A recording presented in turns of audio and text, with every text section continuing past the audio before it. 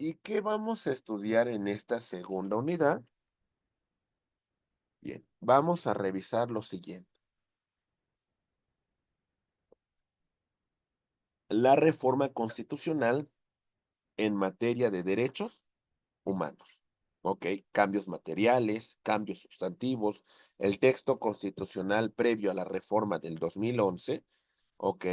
El texto constitucional vigente, los cambios procesales, adjetivos, bloque de constitucionalidad, contradicción de tesis 293, diagonal 2011, derechos humanos y derechos fundamentales y garantías, tratados internacionales que influyeron en la reforma constitucional al sistema acusatorio en el año 2008.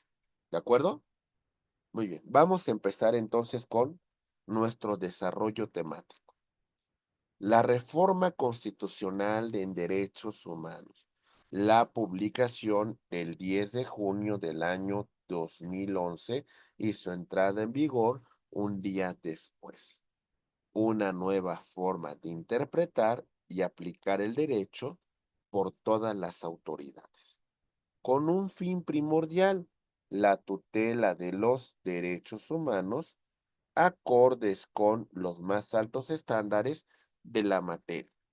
Es decir, en este orden de ideas, vamos a tener esta evolución.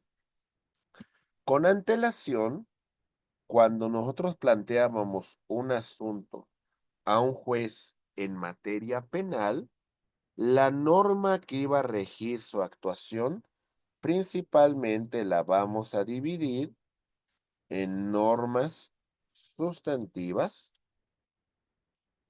¿ok? Que hacen alusión al tema, a la descripción, al análisis del delito, pero también, por supuesto, a normas adjetivas que hacen referencia al tema procesal, al procedimiento. ¿Ok? Entonces nos limitábamos a un ejercicio de control de legalidad. ¿Y qué pasaba si nosotros hacíamos planteamientos de constitucionalidad? No iban a ser atendidos. ¿Por qué? Porque en este planteamiento de legalidad, lo que normalmente se nos decía, eso debátalo en el amparo. Si de alguna manera esos preceptos quiere usted venir a debatirlos, pues no lo haga aquí, lo tiene que hacer en el amparo. Pero, ¿qué cambio trajo la reforma constitucional del 2011? Bueno, nos habla de la obligación de todas las autoridades. Y dentro de todas estas autoridades, por supuesto, tenemos a el juez de control. ¿Ok? Y bueno, en este punto, cuando aplique una norma, cuando emita una sentencia, va a ser un ejercicio de interpretación conforme a la luz de lo que establece la Constitución, pero también a la luz de lo que establecen los tratados internacionales en materia de derechos humanos, aplicando la norma que sea más favorable, aplicando la norma que sea en beneficio, aplicando la norma que otorgue una mayor protección a los derechos humanos. ¿Cuál es el fin de esta reforma? Bueno, el fin primordial que podemos destacar, por supuesto, es la tutela de los derechos humanos en su más alto estándar de protección. Bien, vamos a avanzar. Y tenemos lo siguiente. El debate legislativo se centró principalmente en la garantía de la tutela de la defensa y la dignidad humana. Se habla de los derechos humanos que se van a interpretar de conformidad con la Constitución, pero también un tema que tiene que ver con tratados internacionales. Pero los diputados establecieron un tema de supremacía constitucional todavía. Es decir, en este primer punto nos dice la Cámara de Diputados. Bueno, miren, sí, efectivamente, vamos a poner a los derechos humanos reconocidos en la Constitución y en tratados internacionales ahí, al mismo nivel. Pero, si existe alguna contradicción, vamos a tener la supremacía constitucional sobre los tratados internacionales. Así pasó el primer proyecto, ¿vale? Así lo mandaron a la Cámara de Revisión, que es el Senado de la República. Ujú. Y entonces ahora nos vamos a la decisión del Senado, ¿ok? Pero aquí tenemos al alto comisionado de Naciones Unidas y señala, eso que tú planteas, eso que tú me estás planteando, pues no puedes establecerlo, porque eso es contrario a los derechos humanos, no puedes señalarlo dentro de tu propio texto. En este sentido, vamos a encontrarnos entonces que el alto comisionado de Naciones Unidas le dice a México, tú no puedes plantear un tema de supremacía de la Constitución sobre tratados internacionales. Te recomiendo que no establezcas ese criterio, ¿no? Tienes que hablar de una igualdad, ¿ok? ¿El Senado podría haber escuchado al alto comisionado, sí o no? Esas son cuestiones que al final de cuentas le corresponden a este órgano legislativo. Y bueno, en este punto, el Senado decidió desincorporar este criterio de no contradicción. ¿Ok? Y bueno, se aprobó en las legislaturas de los estados para el 1 de junio del 2011. ¿Y cuáles son los cambios importantes que se dio con esta reforma? Bien, los cambios importantes que podemos destacar aquí son los siguientes. Un nuevo paradigma constitucional. Diferencia en, vamos a ponerle al título primero, de la Constitución y sus garantías, ¿sale? Para ahora hablar, para que cambiar el concepto de garantías individuales y ahora mencionar de los derechos humanos y sus garantías. ¿Es un cambio conceptual solamente? Ya la respuesta es no. Cuando hablamos de las garantías, se hace mención a que solamente tenemos las garantías que otorgaba la Constitución. Y hacíamos una clasificación y decíamos lo siguiente. A ver, la Constitución se divide en dos partes. Y decían nuestros maestros, ¿verdad? La parte dogmática que vamos a encontrar del artículo primero al 29.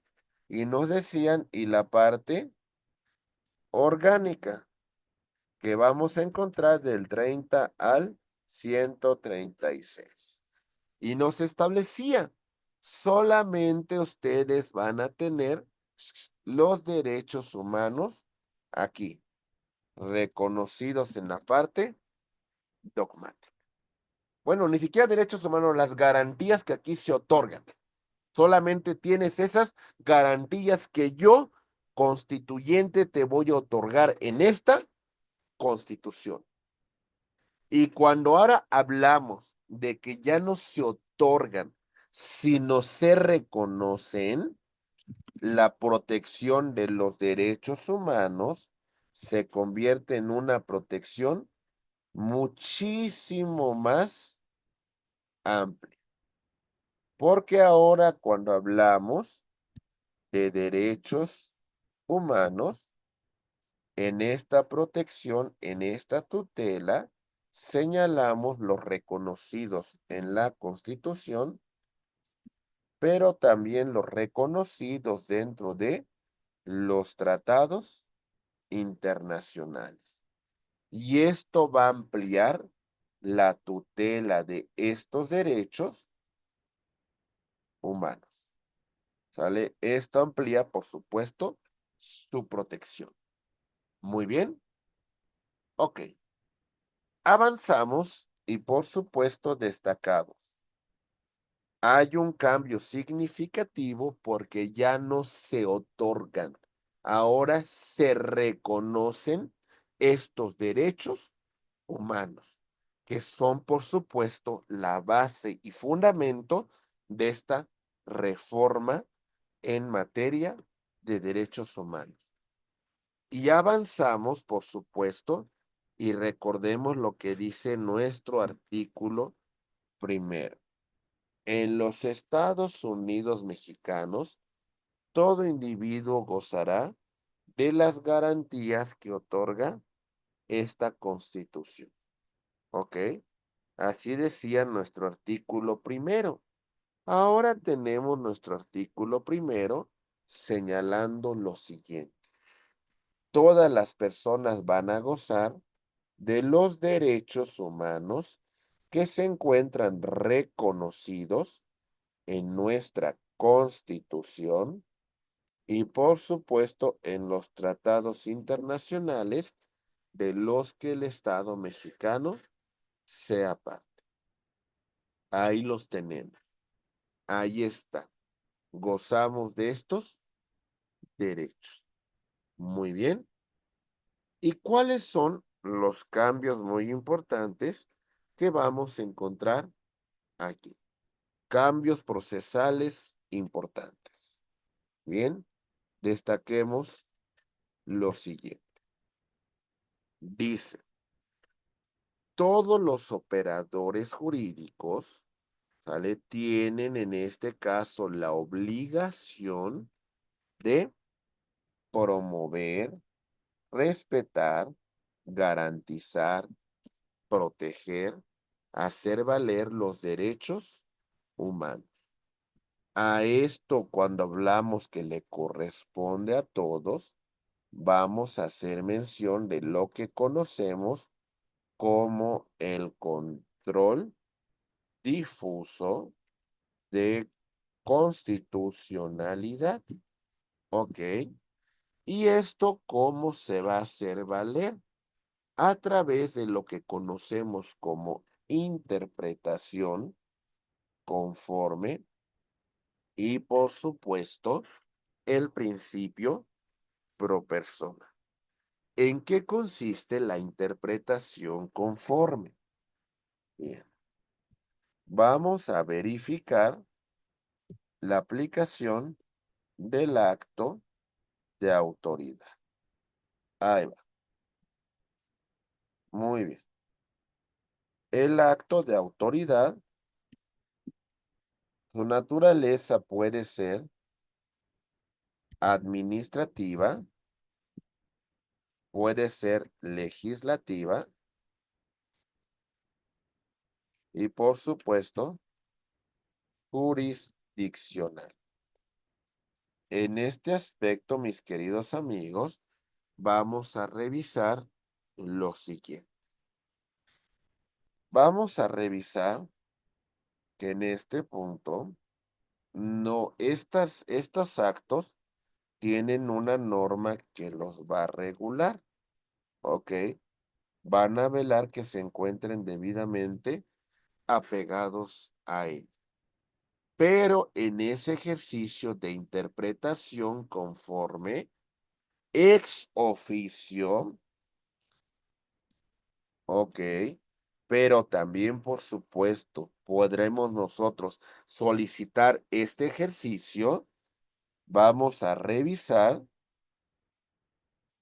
en este ejercicio de control difuso, esté acorde con la Constitución y también, por supuesto, esté acorde con los tratados internacionales en materia de derechos humanos. Y si no estuviesen acorde, lo vamos a inaplicar para el caso en particular. ¿Qué es lo que nos va a ayudar a tomar esa decisión, además de este ejercicio? Lo que conocemos con el nombre de principio pro persona. Vamos a aplicar la norma que sea más favorable, vamos a aplicar la norma menos restrictiva, vamos a aplicar la norma que menos restrinja los derechos humanos. ¿De acuerdo, mis queridos amigos? ¿Vamos bien? ¿Sí, maestros? Muy bien.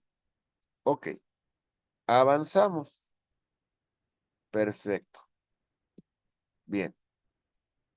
Compañeros, recuerden que es importante hablar de este bloque de constitucionalidad, porque en este bloque vamos nosotros a incluir y vamos a ponerlos con la misma eficacia normativa, los derechos humanos que se encuentran reconocidos en la Constitución y en los tratados internacionales en materia de derechos humanos.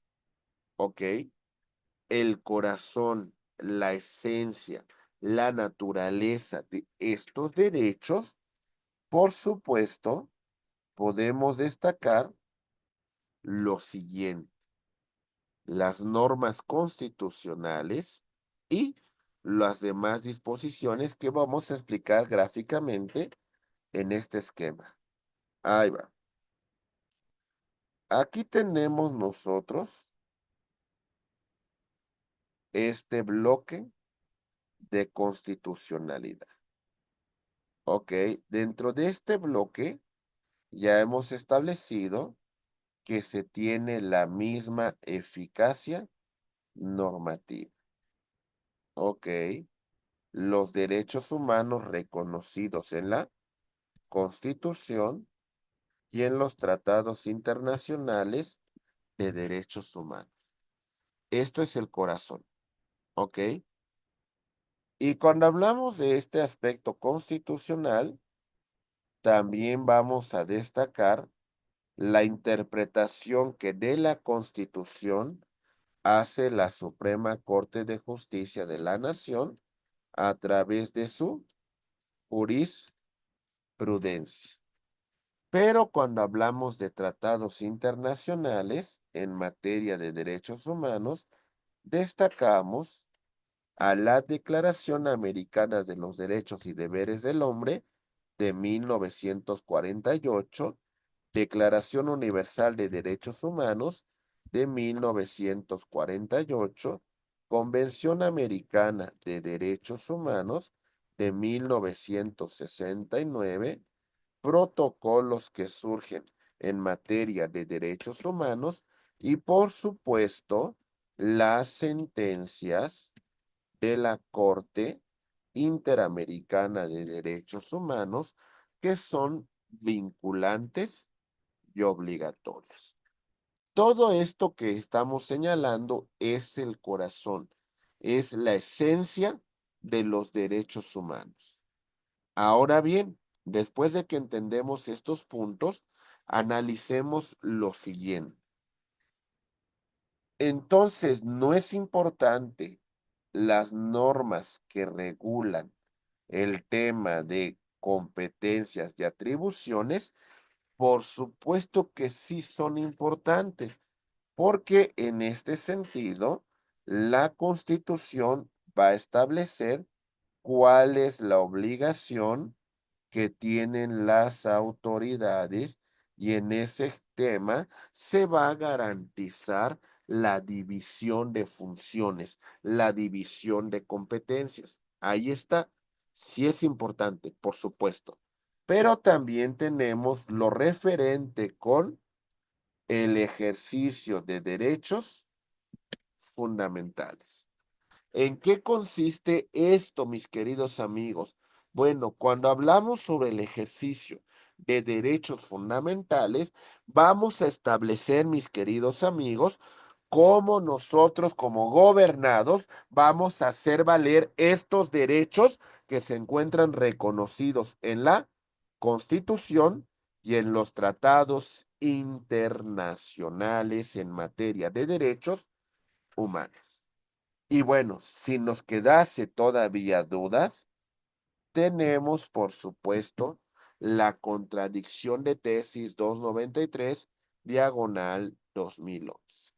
La Suprema Corte de Justicia de la Nación, haciendo alusión a los derechos humanos, nos habla de que tienen la misma eficacia normativa sin importar si su fuente es constitucional o convencional.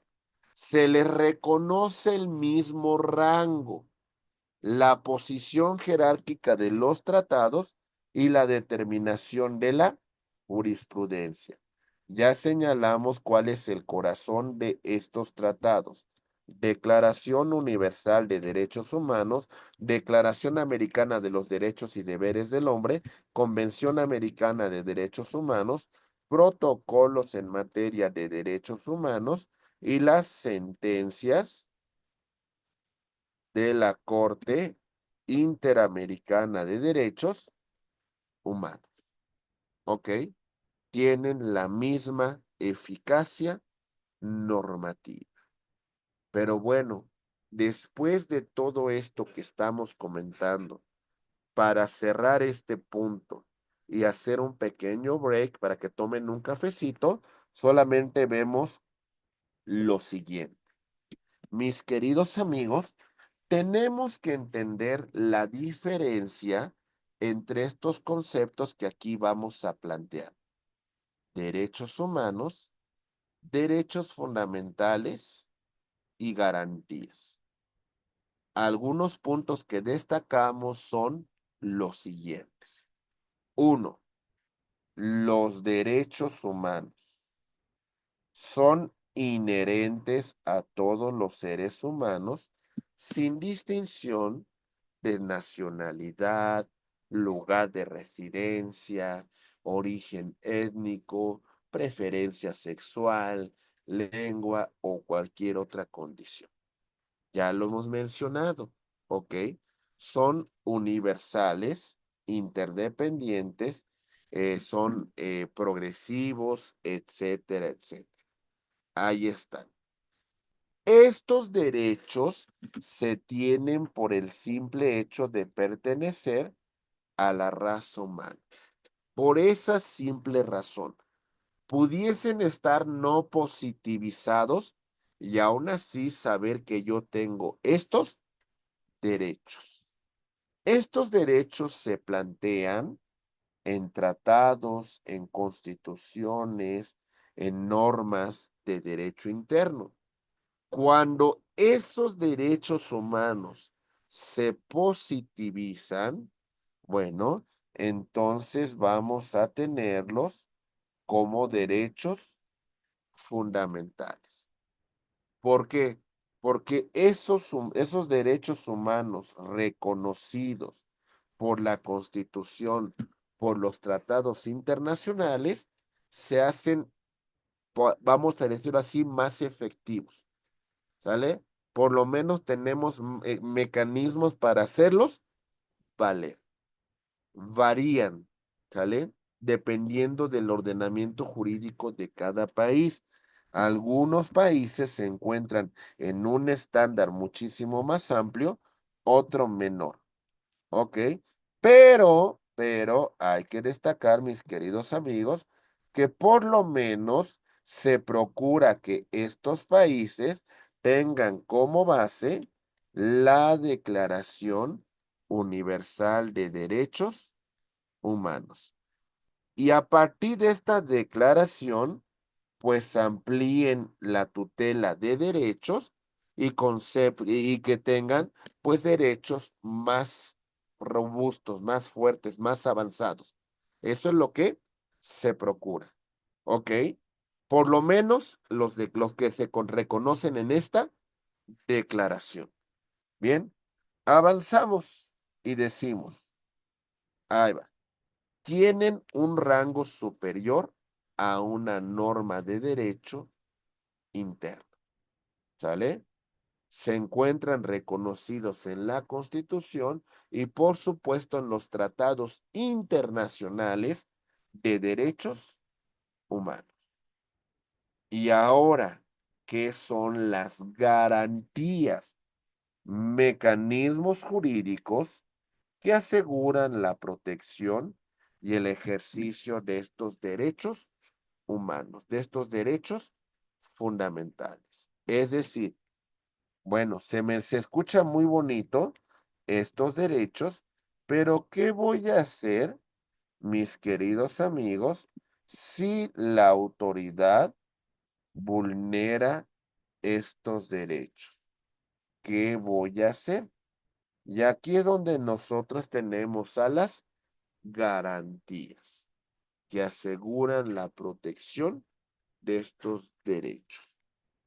Avanzamos, mis estimados amigos, y señalamos lo siguiente. Son instrumentos que permiten a las personas reclamar a las autoridades competentes cuando estos derechos han sido vulnerados, cuando estos derechos han sido violentados, cuando estos derechos han sido transgredidos. Y tenemos algunos mecanismos como es el amparo, la acción de inconstitucionalidad, la controversia constitucional, el estudio para analizar la violación graves a los derechos humanos por parte de la Comisión Nacional de Derechos Humanos y las respectivas comisiones locales en materia de derechos humanos. En ese tenor podríamos resumir lo que hemos comentado en este último punto de la siguiente manera. Ahí están los derechos humanos intrínsecamente vinculados a la naturaleza del ser humano, pero van a positivizarse, compañeros, y se van a plantear en una constitución, en tratados internacionales de derechos humanos. Ahí está, los derechos fundamentales.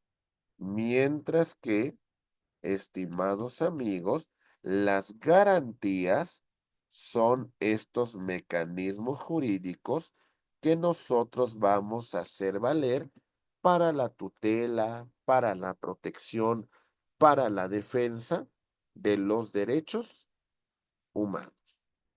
¿Se comprende, mis queridos amigos? ¿Sí? ¿Vamos bien hasta aquí? Ok, muy bien. Cerrando el comentario ya para hacer este receso, vemos lo siguiente. Atentos, por favor. Decimos, tratados internacionales que influyeron en la reforma constitucional la reforma al proceso penal acusatorio adversarial de 2008.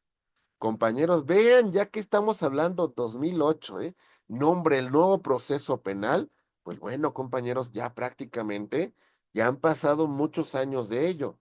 No es nuevo, no es cierto. No, no, no, ya olvidémonos de eso. No es que el sistema anterior, no, ya llovió muchísimos años. Esto ya no podemos decir de que no, nuevecito, no, para nada. Y en este punto Por supuesto, tenemos a los siguientes tratados internacionales. El primero que vamos a señalar es el Pacto Internacional de Derechos Civiles y Políticos, que hacen alusión a las normas mínimas para garantizar un juicio justo. En este pacto se incluyen principios como son el tema de el derecho a la presunción de inocencia, ¿vale? Que es una regla importante dentro del proceso penal, a un juicio público, que la naturaleza de los procedimientos en este sistema, pues es eso, ¿verdad? Las audiencias públicas. Se habla de un juicio oral y por supuesto que la mayor parte de actuaciones procesales se desarrollan de esta manera y por supuesto se habla de un tema de igualdad, principios fundamentales que son base del sistema acusatorio adversarial. Entonces tenemos este primer antecedente. También vamos a destacar, por supuesto, la Convención Americana de Derechos Humanos o Pacto de San José. Este establece principios como son los derechos esenciales para el sistema, para el proceso penal. Se establece en su artículo cuarto las garantías judiciales. ¿Ok? Dentro de estas garantías judiciales se habla del debido proceso, se hace alusión a presunción de inocencia, se hace alusión a que hay que demostrar más allá de toda duda razonable la responsabilidad penal de un sujeto, se hace mención de la igualdad, se hace mención, por supuesto, a los juicios que sean ante un juez especializado, conocedor de la materia, etcétera, etcétera. La base y el fundamento del sistema penal en México, nuestro sistema acusatorio adversarial. Y por supuesto también tenemos la Declaración Universal de Derechos Humanos. Esta declaración pues hace alusión a estos preceptos, como son la igualdad ante la ley y el derecho, por supuesto, a un juicio justo. De todo lo que hemos mencionado, estos tratados han establecido principios de nuestro sistema como son la oralidad, ¿sale? Todas las audiencias se van a realizar, pues principalmente desarrollando, pues alegatos o presentando posiciones a través del uso de la voz. La publicidad, salvo ciertas restricciones, las audiencias van a ser públicas. La contradicción, es decir, el punto de que las partes pueden refutar los argumentos presentados por la parte contraria, ¿verdad? Y en ese punto va a entrar un tema de confrontación. Por supuesto, la presencia de un juez en cada una de las audiencias que se desarrollen y no puede ser suplantado por su secretario.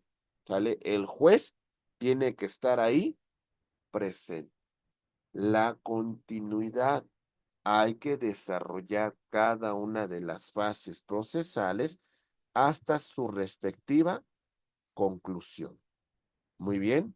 Y así nosotros vamos desarrollando cómo se va ventilando todo este proceso. Muy bien. Y por supuesto destacamos que estos son la base, estos son el fundamento de el sistema acusatorio adversarial. Y prácticamente con esto concluimos una segunda unidad. Y ya ahorita regresaremos, mis queridos.